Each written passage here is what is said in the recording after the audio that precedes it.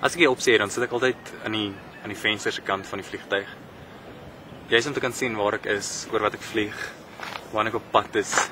Jy kry 'n idee van 'n landskap. Jy laat my dink aan 'n kaart teen 'n muur.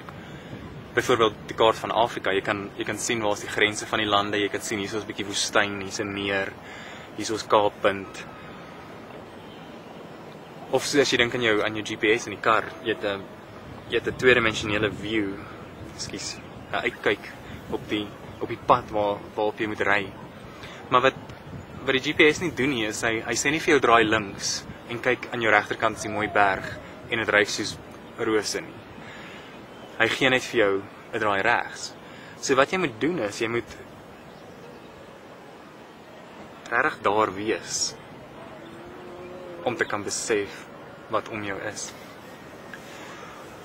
So 2 weke terug het ek die kans gekry om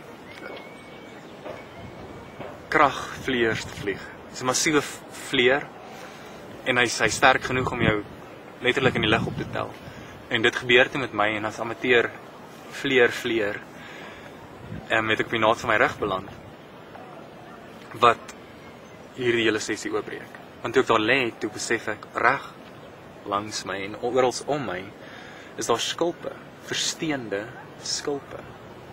En net om jou in konteks te bring, ek is in die noorde van Ethiopië. Die naaste see is in Somalië of in Eritrea, in Djibouti, wat 300 km weg is. En hier lê ek in hierdie geploegde land en die skulpe in my. Vandag wil ek praat oor 2 tekste. Die eerste een is Markus 14, vers 4:3 tot 9. En Jesus is hier so in Betanië in die huis van Simon, wat hy heel moontlik genees het, en hy sit saam met 'n klomp mans, in die geselskap van mans wat meestal disippels is, en daar stap 'n vrou in.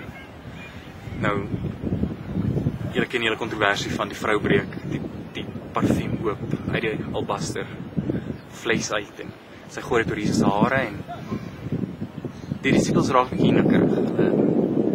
Hulle sê nee, ek kan nou nie dit doen nie, ons kon daarmee iets anders gedoen het, dit is baie waardevol. Maar wat eintlik gebeur is, hulle is in hierdie konteks saam met Christus, en hulle sien 'n kaart. Hulle sien wat ek gesien het, toe ek in Ethiopië ingekom het met die vliegtuig. Dit is wat voor jou is, maar jy sien nie alles nie.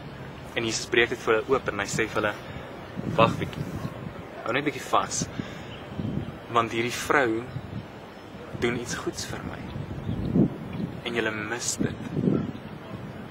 Sy is besig om te balsem vir sy dood, wat begrafnis wat op pad is.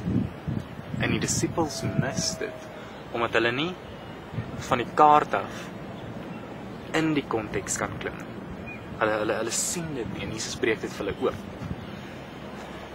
Die tweede teks is Matteus 25, spesifiek vers 44, waar Jesus praat oor die koninkryk van die hemel. Hy het net oor die 10 meisies gepraat en die muntstukke. En hy praat oor die bokke en die skape en die oordeelsdag wat op pad is. En naby aan die einde van die dialoog tussen die mense en Christus, sê die mense vir hom, Here, maar ons het alles gedoen wat U vir ons gesê het. Toe U in die tronk was, ons vir kon kuier, ons het klere gegee, kos gegee. Ons het gedoen wat die kaart vir ons sê. En dan sê Jesus, dis baie goed, maar julle mis dit. Julle doen wat die kaart sê. Julle is lief vir julle kinders en vir julle vrouens en vir die mense om julle, selfs vir julle baas, so ver as moontlik. Maar daar's meer. Want dit is maklik om hierdie dinge te doen. Dit is maklik om lief te wees vir die naastes om jou. Maar totdat jy dit nie gedoen het aan die minste, die geringstes van julle nie, het jy dit nie aan my gedoen. Jesus neem hierdie 2 tekste, Jesus is in hierdie 2 tekste besig om wat ons mis, die kaarte, vir ons oop te breek, sodat ons in die wêreld kan wees, sodat ons tussen die mense kan wees, sodat ons kan bewus word van alles wat ons nooit kon gedink het dat daar sal of kan wees.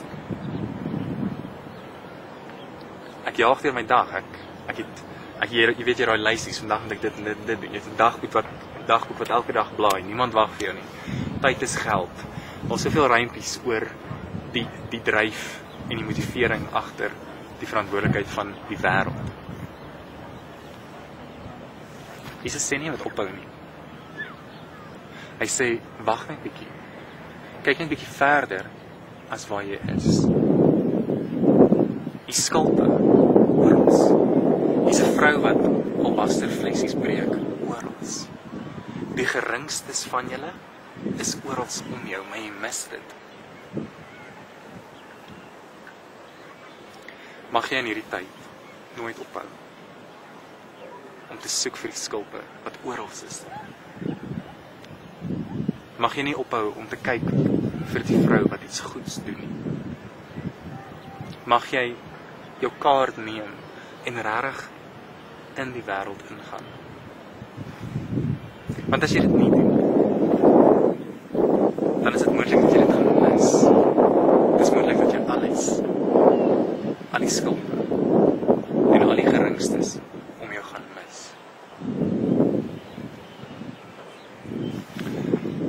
Mag jy 'n wonderlike dag hê waar ook al jy is in hierdie wêreld. En mag God jou seën. Salam uit Ethiopië.